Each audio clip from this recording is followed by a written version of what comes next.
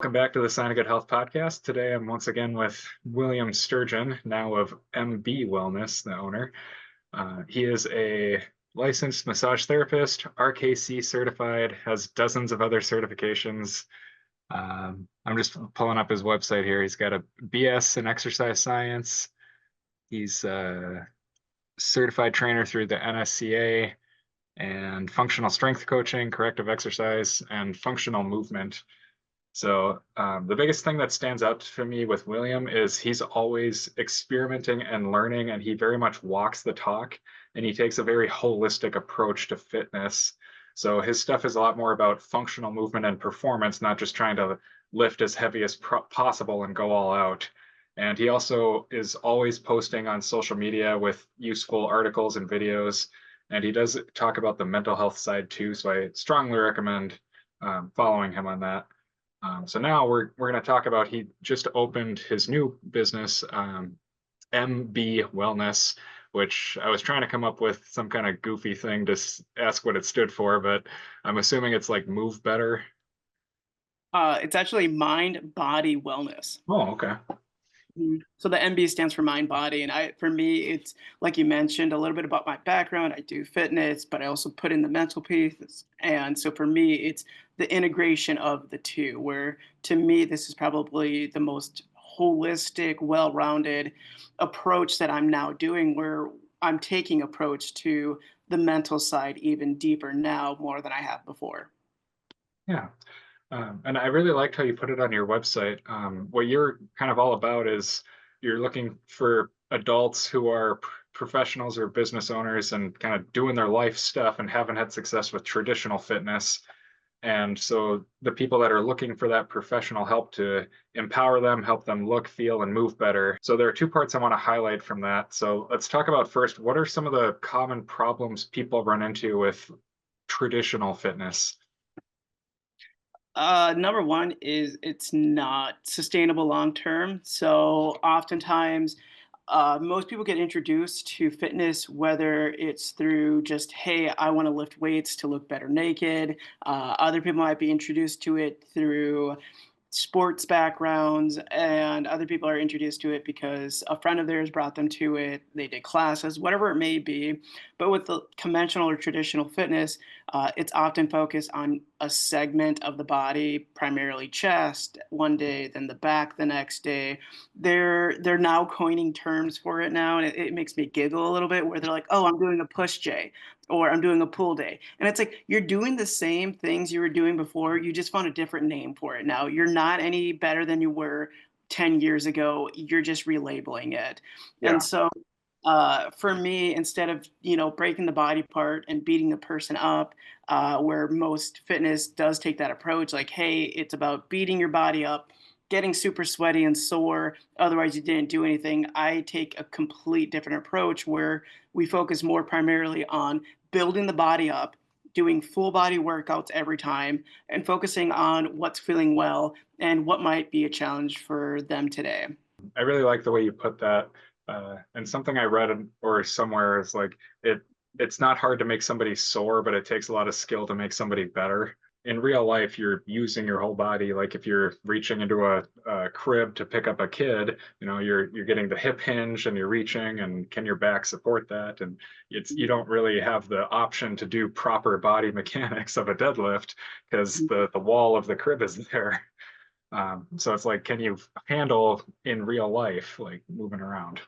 Right. And so movement is dynamic. There's never going to be something that's going to be the most optimal for you to move in a training setting. That's where you practice it. But when you're in real life, I mean, you rely on how your body moves, and hopefully you're trained as best as you can to support the things you're trying to do. And sometimes, yeah, if you're not in the best position, at least you'll be strong enough to sustain that position to do the thing versus not training at all, or all your training is, like you said, getting sore, and then it hurts to do those things. So to me, it doesn't make sense that people think that results come from making somebody sweaty and sore. It takes no effort to do that. Anybody can do that. But to get somebody better, that takes a specific person, primarily a coach. And this is also from your website that I really liked. It's you go to a mechanic because they know about cars the same way you hire a professional for their expertise. And then you also, something with coaching is you kind of create that bond and relationships. You're working together to figure out, like, okay, I've got a vacation coming up, or I'm working longer hours at work, or like all these modifications and details that, and being able to help work with the patient, client, whatever you want to call them, for problem solving. It's collaboration. It's what it really comes back down to. It's a matter of saying, "Hey, here are the things that I am struggling with.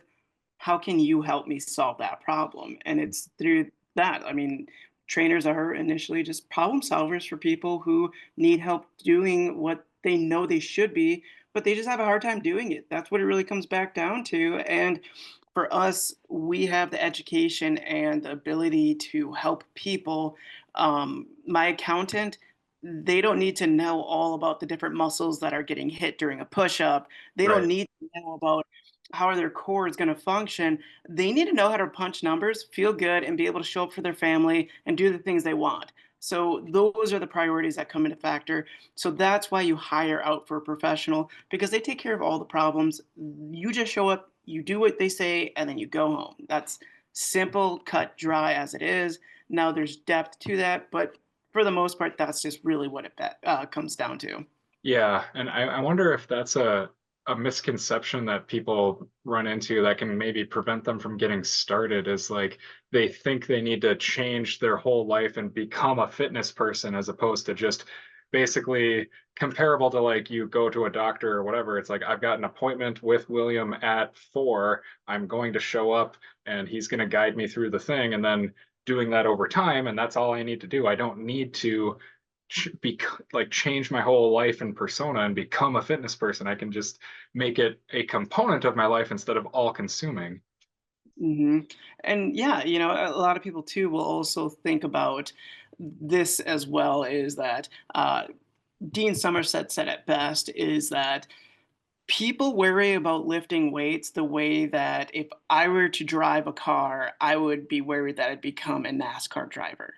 Right? Because they're like, I'm going to work out, I'm going to get big and bulky, I'm afraid of that. And it's like, no, no, no. That's like saying you're afraid to drive because you're going to become a NASCAR driver. Like that's not how it works. And a Mhm. lot of people, it's not always one specific thing, but it's a multiple of things, right? So people are nervous to go to the gym because they don't want to look silly. For Right. number one, it's an intimidating place for a lot of people. Number two, number three, I've been injured in the past. I don't want to redo that again. The other issues that come up is I don't want to look silly. I don't want to have my time and effort not pay out because I'm not seeing results right away. So being able to have that conversation with the client and set those realistic goals for them, but there's so many things that are stopping people to getting to become fit. It's up to people like us to provide good quality information, but just challenge their thoughts, not in a way that we're Yeah. being condescending, but more so just being like, well, does it make sense for us to think that we're going to become bodybuilders because we've done one workout? That's like me thinking eating one salad makes me have a six pack. Doesn't work that way, won't ever work that way. And we just need to encourage people to say, hey, we're all here to improve the quality of our life and our well being and our health through one specific thing, which is fitness. So I want to talk more about that, and just like, what are some of the common, I'll just say, misconceptions you have to kind of dispel or work through that you see yourself when people come in? Carbs are bad. That's another one. A lot of people still think carbs are bad. Other things is that most times they come in thinking that they have to work really hard or they have to do the most extreme thing. Other times that they'll have misconceptions on is that I'm going to be a like drill instructor to them, or I'm going to yell and scream at their face, or I'm going to be a cheerleader.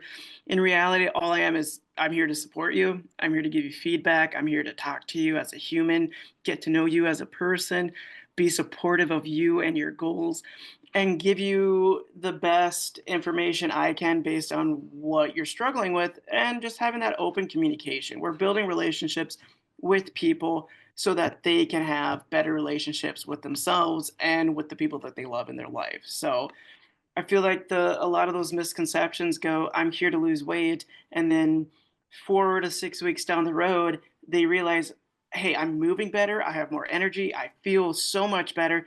They kind of lose sight that the beginning goal is to lose weight, but in reality, it's that always the goal is I need to be active more without banging my body up, but I need somebody to help me do the thing because this is hard. And that's fair. It's easy for some people, challenging for others. It's I always go back to it this way.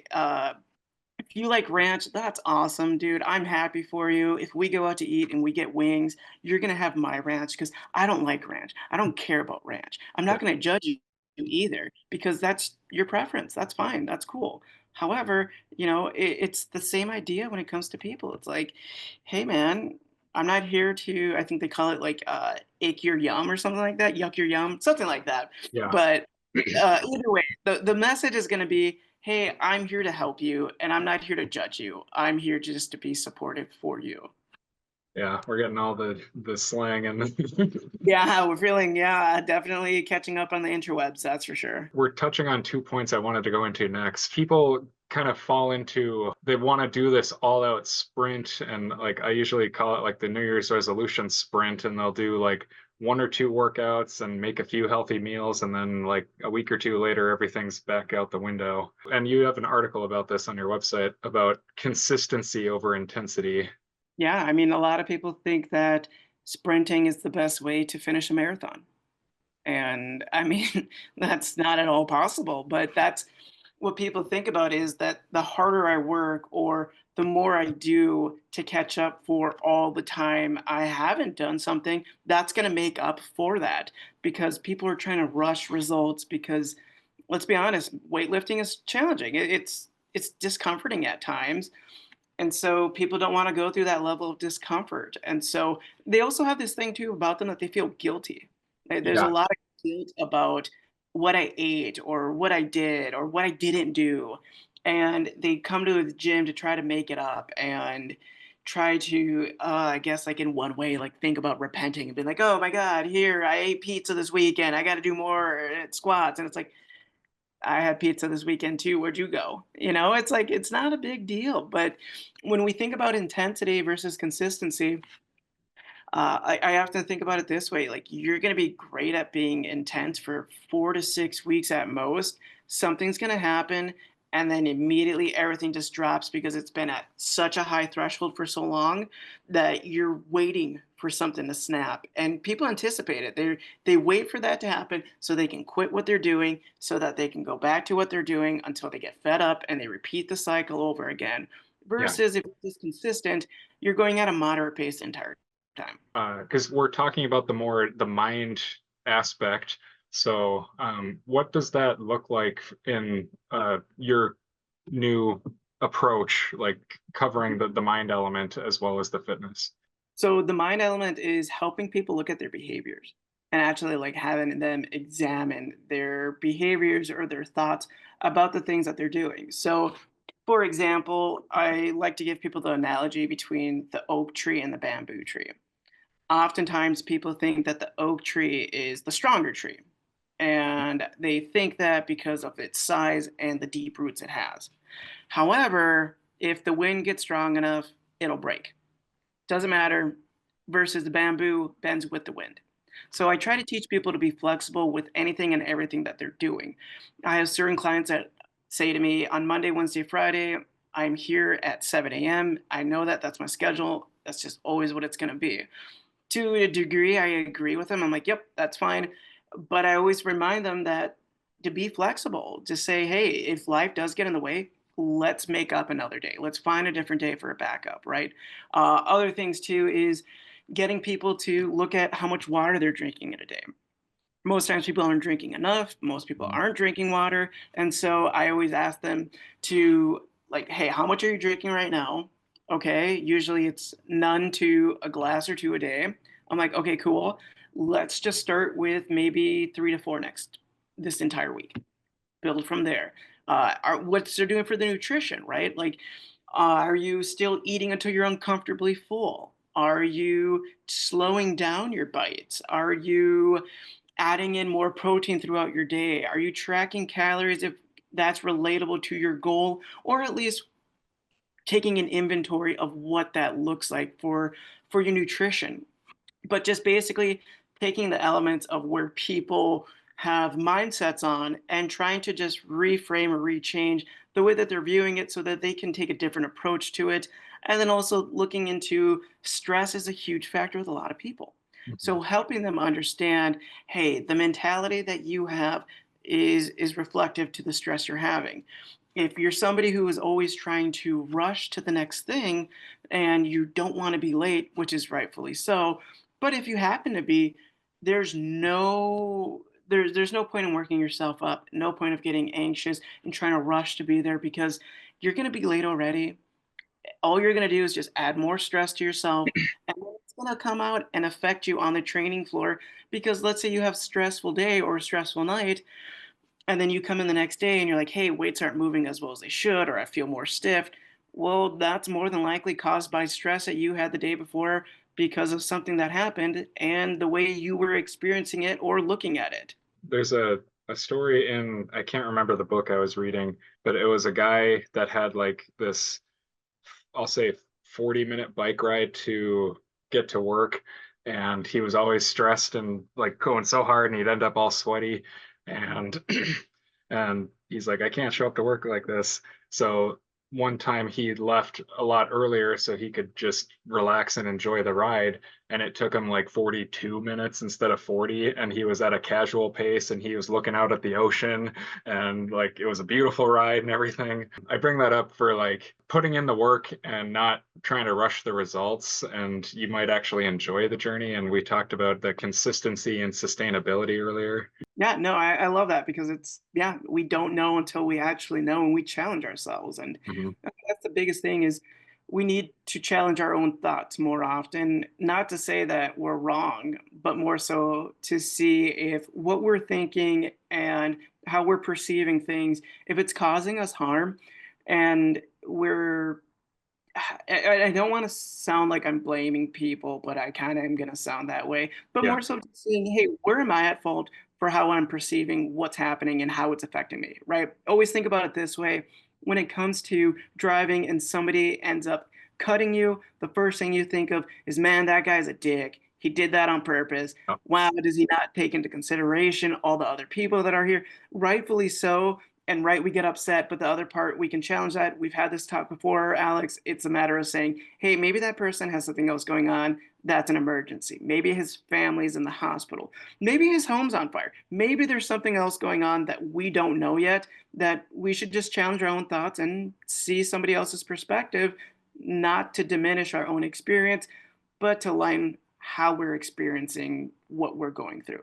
the way I've worded it is, I think it was somewhere like seventh or eighth grade, I figured out there's a difference between you and what your brain is telling you. Uh, Mhm. and it seems like that's a foreign concept to, I don't know, I'll say a lot of people. Um, It is. People don't know that they're not their behaviors. yeah. People associate their thoughts and their behaviors with their identity and with who they are, and that's not it. Yeah. Well, and the other thing is like connected with that is feelings are temporary. Mhm. So it's been interesting just kind of working through my own issues and whatever, and just recognizing like I'm having this thought, but I know it's distorted. And Katie Morton has a good acronym of HALT. It's, are you hungry, angry, lonely, or tired? Yeah, And there's that's a been really times good. where it's like, well, I'm all four, so yeah, like no wonder. Right. We're very complicated people with big emotion. That's just part of being human, and Yeah. it's a matter of just learning more about ourselves and how we can best cater to ourselves or comfort ourselves in those moments. You know, there's nothing wrong with those emotions. They're human. It's just part of our experience. It's just a matter of how we cope with them and how we deal with them. I've been working in physical therapy with the older population. So it's been interesting um, working with people that have maybe never learned to use their bodies. Sometimes it's been challenging to work on understanding the patient's perspective. Like sometimes they just want a pill or surgery to make everything better instead of doing the work. And then sometimes they also seem to have this perception of like it's not worth doing the work. Like they're down on themselves for, like you were saying earlier, they feel that shame of I've either was at this level when I was 40, or I should have been doing this years ago, or that kind of stuff. And they just kind of want to give up. I hear what you're saying, and here's a different way of looking at it. Mhm. People are in pain. Like that's the thing, right? Pain is a huge part of your type of work. People are coming into you because they don't feel good. They're in pain, and that pain is with them 24/7. Mhm. At some levels, it's heightened more than others, and so think about it this way, man. You kind of said it earlier. Like when you're hungry, sometimes we get hangry, right? Mhm.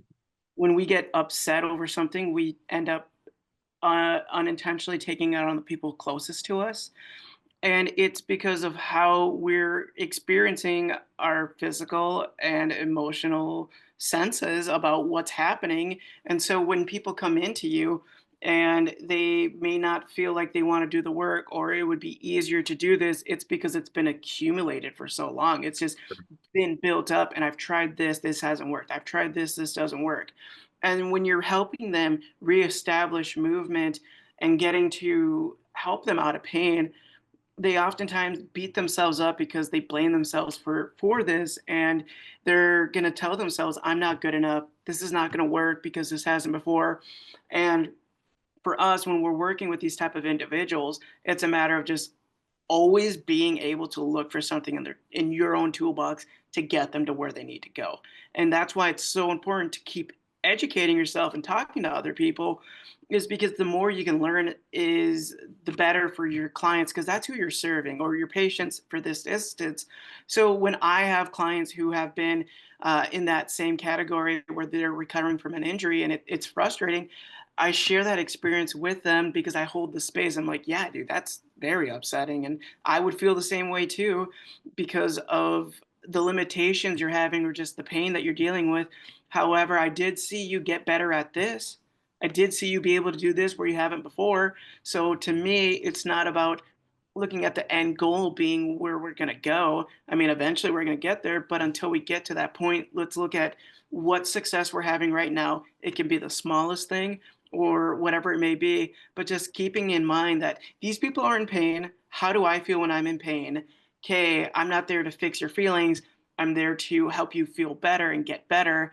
And I'm just going to hold space for how you're feeling, but I'm not there to solve it. I'm just there to help you with feeling better and reminding you of the things that you're capable of doing at this stage right now versus what you aren't able to do. Because if we focus on the can'ts, then that's going to suck for everybody involved. But if we focus on the can, hey, dude, we're doing a lot of cool shit. I'd rather us do that than to focus on what we can't do. There's a lot of things I can't do, but I'm not going to sit and waste my time focusing on that. I'm going to focus on what I can do and do as much as I can with what is available.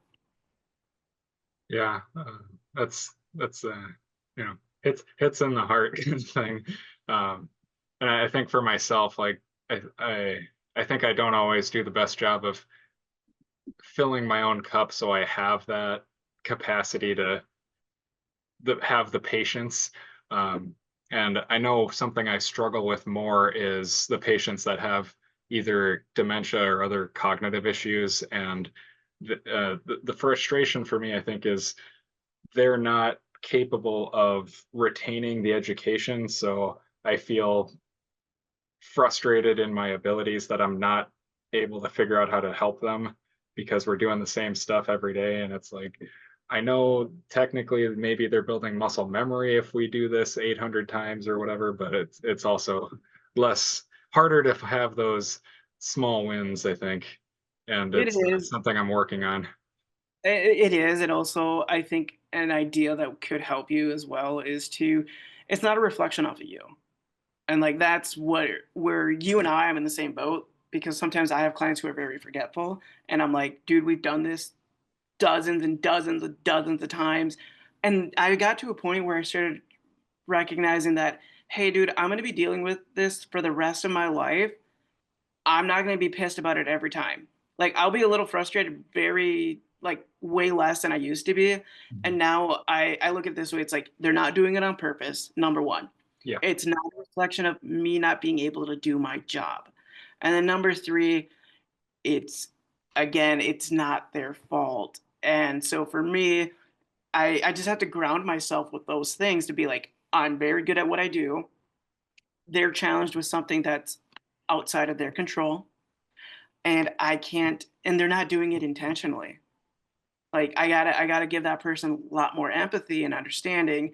And I'm working through it myself too. By no means am I saying that, oh, I'm a ray of fucking sunshine. No, dude. Like I'm a real person too. And so I get the same frustrations as you do about these topics. It's just I'm aware of them myself too. And I think about them and I think about what I could do differently because I've learned this, and this helps me out a lot, is if I'm the problem to all my problems, I'm also the solution to all my problems. And so if I get the freedom of knowing that I can solve my own problems and that I am my own problems, they all just kind of go away in a sense because I'm like, oh, Yeah. well, I'm getting upset about this person because they're forgetting what we're doing. Well, who wrote the program? Who took on the client? Who decided to program this piece in? Who thought it was a good idea to do this? Like, well, I did. Okay, well, cool. Then it's your fault. So meet them where they're at and do what you can simply that gets them the results that they want with being very understanding of who they are and what they're dealing with. Well, one, I was gonna say I need to like clip that for so I can just play that for myself. Uh, but uh, what with the long-term and transition care unit type setting, what's been fortunate at the clinic I work at is my boss is receptive if there are certain patients that just can't I just can't. And it's not a card I play often. Like I do pride myself, like I feel like I'm good at figuring out how to work with people. And if they want like straight to business, just we're not going to talk, we're just going to do this because I don't want to be here, like that's fine. If they want to bond and we have stuff in common and whatever, that's great. And I can just adapt as needed. And I am vocal in the meetings that we have to kind of talk about patient progress and prognosis of like what are we actually doing? What's the goal? Are they actually getting anywhere? Or are they actually close to going home because they are doing well? Do we need to be spinning our wheels? Or because as much as they would like it, we can't lift the weights for them. But what has been nice in the physical therapy world is in recent years the modality stuff, which is like uh, hot packs and cold and e-stim, like and electrical stimulation does have value with like helping build strength, like the neuromuscular education. Can't remember what the S stands for, stimulation probably. And then like usually the Russian protocol for that, but that's we're getting esoteric. So Oh, yeah. anyway, we're moving into more like walking and exercise is kind of the universal who's going to do the most for you and is the most scientifically reliable. Mhm. Movement, man. That's all it really comes back down to. It's teaching people how to move. And I think something that I hope that you're doing, if you're not, or if you are, either way, this is really helpful because I've had a lot of clients who have done a lot of physical therapy in their past. And a lot of them have told me that they've never been taught how to move and feel their body. Yeah.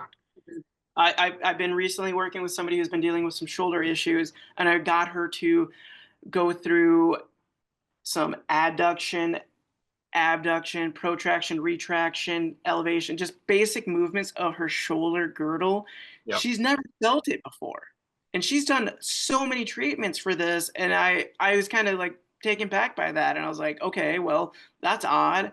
And so it's just been that reoccurring theme with a lot of my clients here and, previous experiences is that they have not been taught how to physically feel their body. For the patients that are cognitively capable of learning that higher level stuff, I do very much enjoy that. I know for me, psychologically, if I can have like at least one higher level patient like that, I don't want to use the word good patient. It's mean.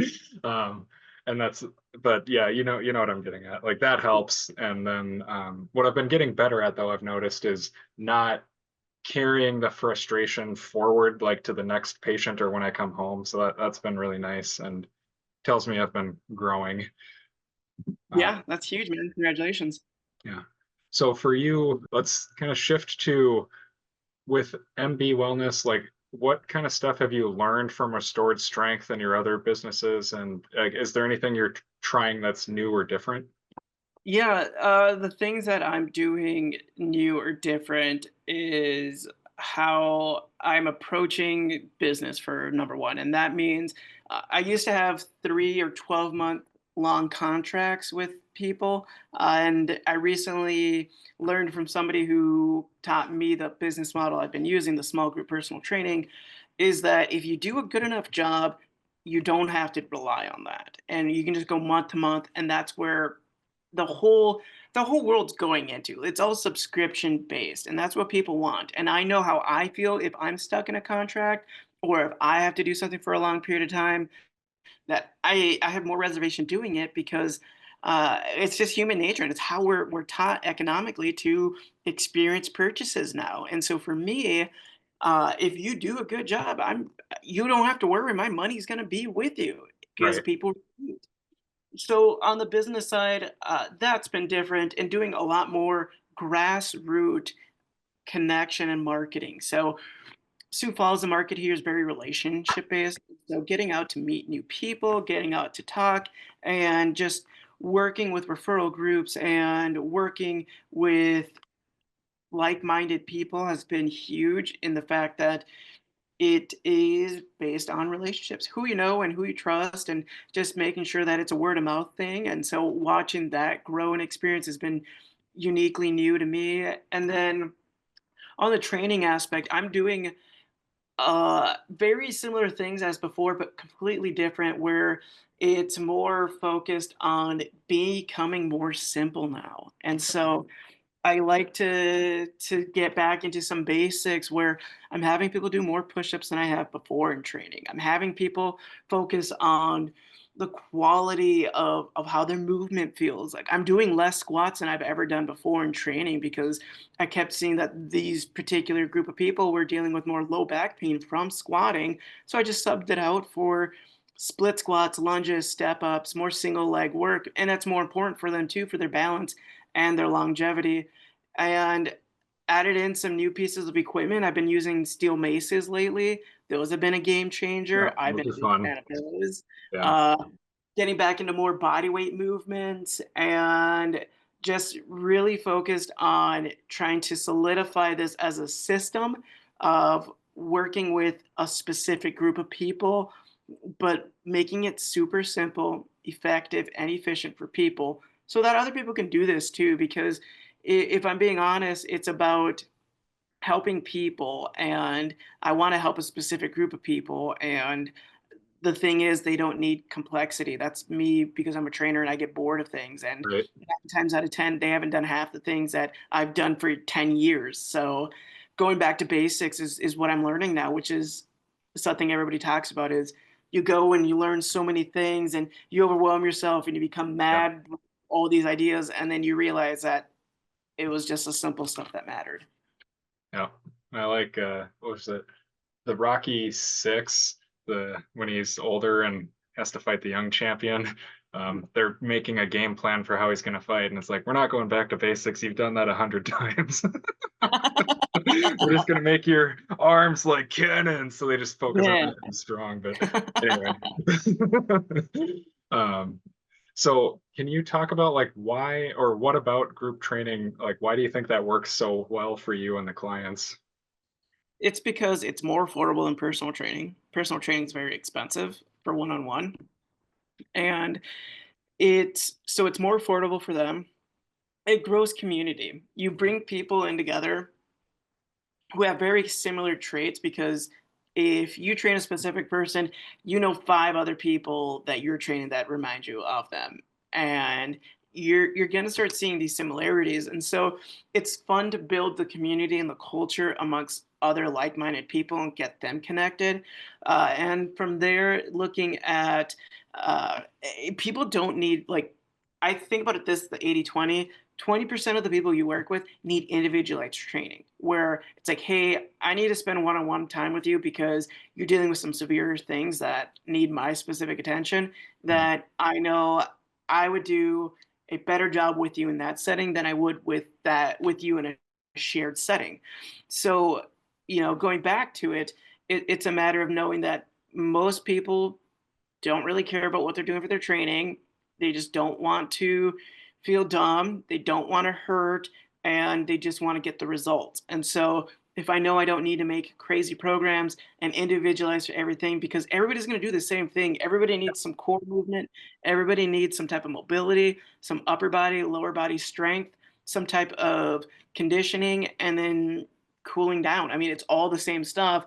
Everybody's doing the same thing. Yours might look a little bit different than somebody else's, but outside of that, we don't need to individualize things for people. And I think that's where the industry is starting to shift, is that we know specificity and that matters and it's important. We know individualism and that still matters. But to the level and the degree that we're bringing programs for the Gen Pop people, they don't need periodization. Right. Yeah. That was something I got into it with one of the NASM instructors, because they have the very specific system that they call out the students that they have, where it's like, you've never done the stabilization phase. It's like, we know nobody does it. It's like, there's a reason nobody does it. Right. Read the room, man. Read it. um, Some people, man, they just get stubborn in their ways. that was something we were talking about earlier, but people get so dogmatic and tribal with like certain style of exercise or equipment or whatever, and they, what's the best exercise for, building my glutes or whatever, and it's like, there's a lot of right answers. Okay. Yeah. What kind of business goals do you have? My business goals are as they've always been. I want to eventually long term look at having another location here in Sioux Falls. I feel like there's a big enough market for an underserved population that needs this type of help. And so, long term goal is to have another location. Prior to that, first year goal is to systemize everything and build up a good clientele to be able to support a bigger location so that we can help more people do more things and build a team. So I'm looking at this as a multiple step process. First year is building the systems so that the business can run without me in it, so that other people are just doing jobs and training people, and I'm out there doing other things to help grow the business and expand upon it. Hmm. Aside from that, becoming a educator as well. So being able to provide people with the education that I've learned to help a specific clientele out so that I can provide more value and information. Because there's a lot of fitness here in Sioux Falls, but there's a lot less education. So I would like to be the person to provide some level of education regarding my experience and just things I've learned. And then again, looking at knowing that this is a large area, there needs to be more people like me out here to help other people like the people I'm serving. So then again, we can help more people. So at the end of the day, building a sustainable business, having systems, getting a bigger location, long term, looking at a second location, and having a educational system based on this specific clientele. Okay. That's a lot. Sorry. Yeah, it's good that you have that, and not just like, I'm gonna get 500 gym members in the next 3 months, and yeah, whatever. And hope for the best. How do you tell if a coach is credible? That's a great question. Um, it's a really good question. Like, okay, I'm gonna sound pretentious and break it down. I look for people who have similar quality traits in education or in training, like me. So if they share similar certifications, most times they're going to have the right approach, meaning that they train full body, they don't hurt people, they focus on functional movements. So that's what I look for. I also know that if they've gone through certain channels of people, they know the other people that those other people know, and they're learning from them as well because they had influence on them. So I look into that. I also look at who they're serving and how they're training those people. Because if I have somebody who's having a 55-year-old accountant do barbell snatches, I'm not going to refer to you. That's ridiculous. I'm sorry, but Henry at H&P accounting doesn't need to know how to do a barbell snatch. He just needs to know how to feel better and not bang his body up. So I won't refer you if that's what you're doing. So that's how I look at people. Okay. Well, sorry, I was just laughing when you're saying like they don't hurt people, but it's also like, um, so let's talk a little bit about, are there trends on like TikTok or social media or bad information you see going around? One of the things I guess I've noticed is I like that kettlebells are becoming more and more trendy again. It always goes in flows of fluctuations, and right now it's starting to get back into that fluctuation. But and I think that earlier you discussed having a dogmatic approach. I feel like I still have some of that in me, actually a lot of bit of it in me, and I'm trying to weed it out. But I'm seeing a lot of people do more kettlebell stuff, and some of it's cool, but a majority of it's just circus tricks, Yeah. and it's flows type stuff or like really hard, intense things. And I'm noticing it to be more so just, hey, here's a flashy new thing. And then it's, here's the thing that pisses me off about like most fitness certifications is that it's designed for fitness professionals to just get better at fitness. It's not designed for the client. Hmm. Like, nobody, because like it'd be boring. Let's be honest. Like, hey, let's talk about regressing a squat from a TRX squat to a box squat Yeah. like that, but that's what works, and that's what the people you need if you're working with Gen Pop. So it's like I value that because simplicity is huge and it's about my clients. So when I see other certifications show boasting the complexity of their exercises, I'm like, dude, that's not realistic. My clients aren't going to do that, nor would they know what to do after the second exercise in this 5 series combination. So no, we're not going to do that. And so yeah, I guess the trends right now are flashy kettlebell moves and a lot of butt stuff. Like people really, really, really love Yeah. glutes right now. Yeah. And that's like, you don't need 15 different glute exercises. Like, just pick a few. Yeah, it's redundant, but you know what? People love it, and I guess that's what's selling right now. These are a couple more for fun questions. Is there anything you believe that you can't actually like prove, and it could be bro sciency or something about the world? There's something correlated between this is all anecdotal of what I've noticed within myself and with others. People who are often dealing with hip pain or low back pain will oftentimes, if I look at their gait, their right foot splays outward more. And Yep. so when they're walking, their right foot splays outward more. And I know that like I feel that there's something correlated with that from either I think it's the diaphragm that might be bigger on that side, on the right side, and Hmm. maybe it's like allowing space to create out there. Because what I think is happening is that people who deal with those issues and they have that foot splayed outward, they're stuck in their head most times.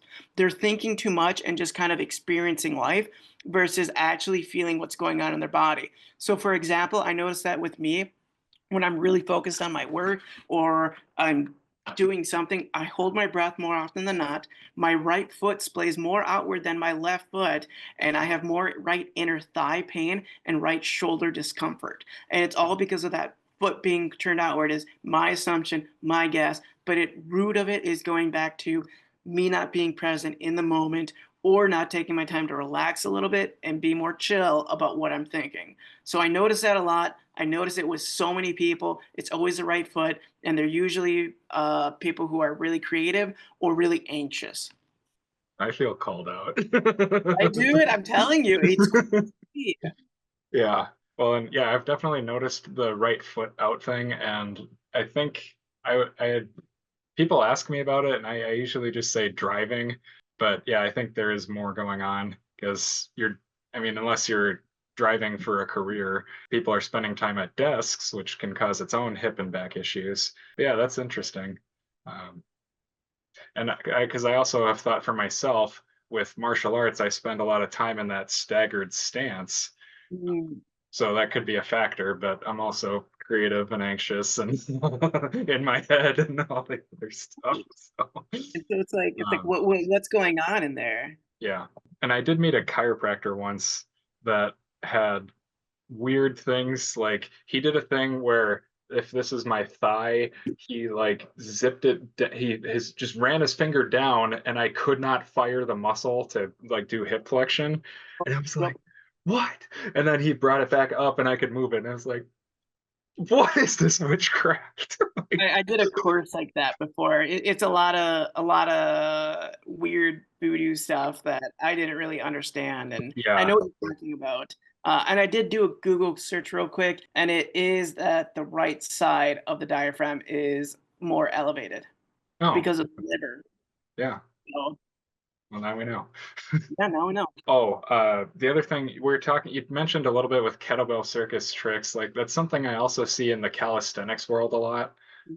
Like people will do like the weird whatever for push-up position, and it's like, just are you actually working your chest, or are you just kind of flapping around? Like, you know? People find like I give them credit for like being creative, but you don't need that with regular people. If you're somebody who's been doing this as long as you and I have, then yeah, it's beneficial to like a slight degree just for Mhm. sakes of doing something new. But for the most part, you're not going to get anything out of it. Yeah, well, and I've been training in Taekwondo and tricking, which is like the acrobatic, flashy, spinny backflip style of martial arts. Mhm. And learning to twirl nunchucks and all kinds of like going from MMA to that. Like I know it's not practical, but it's fun and it looks cool. Man, So bring you joy, and it's not hurting you, yeah, so um, keep it going, man. yeah. So it's interesting because on like comments, people like in YouTube or whatever, it's always, oh, that wouldn't work in a fight. It's like that's not the point. Like, why would I do that in a fight? If I'm gonna fight, I'm gonna fight a guy. I'm not gonna like try to do something crazy and cool. Like, Yeah. So anyway, so the next fun question, if you had like a magic genie wish, is there anything you would change about the world of health and fitness? for people to stop being dicks to themselves, like that's really what it comes back down to. Is that like a lot of people are just really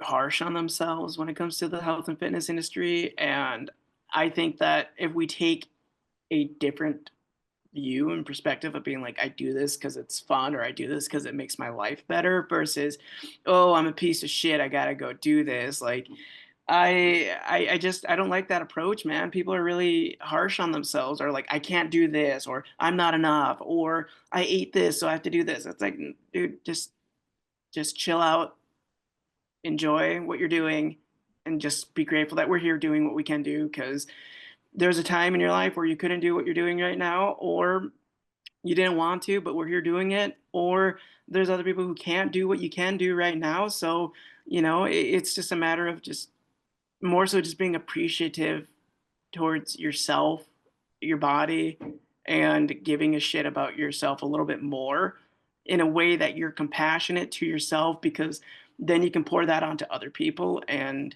to me, that's, I think, what we need more of is compassion and empathy to others, while being holding ourselves to slightly higher standards of well-being. And that could be, uh, hey, I want to drink a gallon of water a day versus not drinking anything at all. It's just, it doesn't Yeah. have to be big, but just don't be a dick to yourself or other people. And then yeah, that would be my genie wish.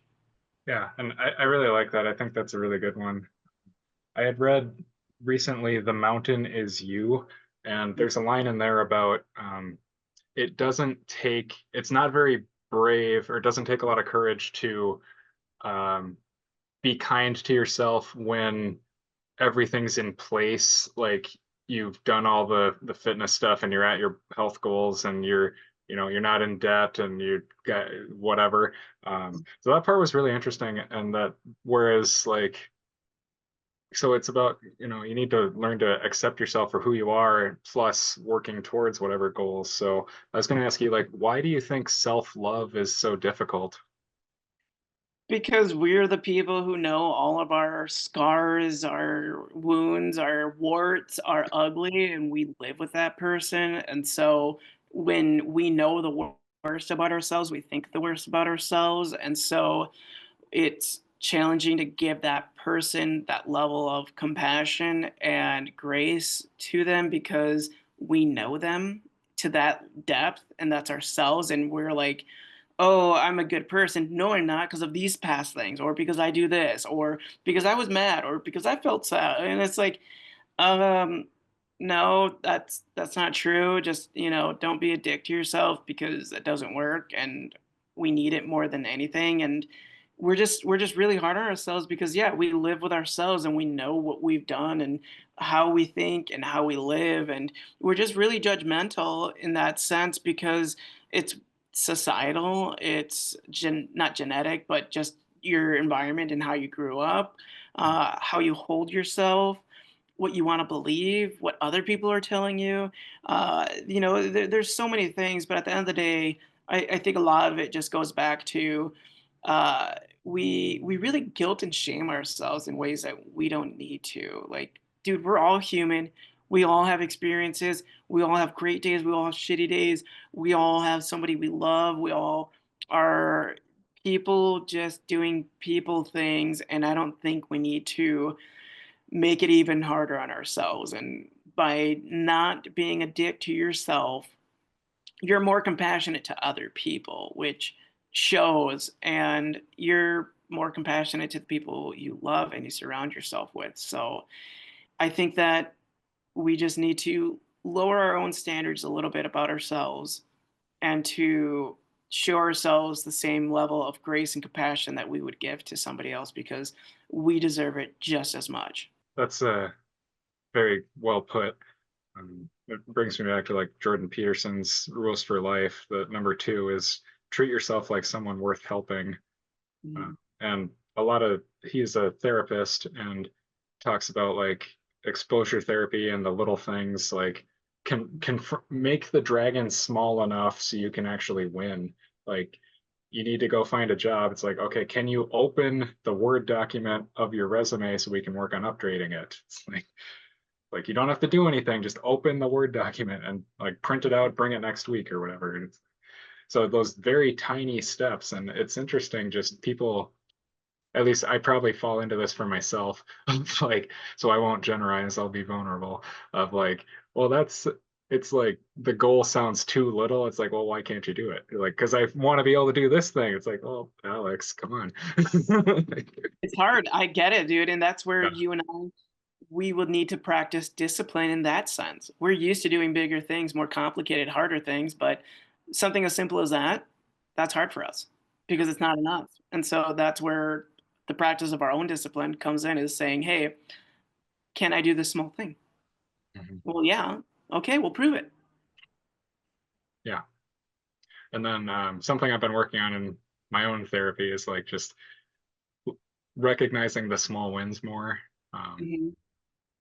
it's like, yeah, well, I did this and this, and it's like, and um, and I think it's an ADHD thing of like wanting to do all the things, and it's like I'm trying to work on being more realistic with what I can do in a day and paying attention to my own energy and needs. So You and me both, my friend. You yeah, and me both.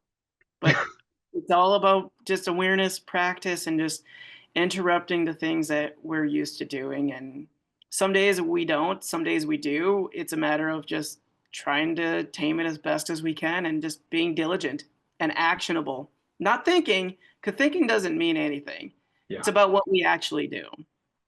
yeah, and that's the other thing I've been working on is like just not yeah action instead of just thinking because like I've been wanting to do these podcasts and other creative stuff and it's like well what's getting in the way it's like I'm getting in the way so We're our simple own as that problems, dude.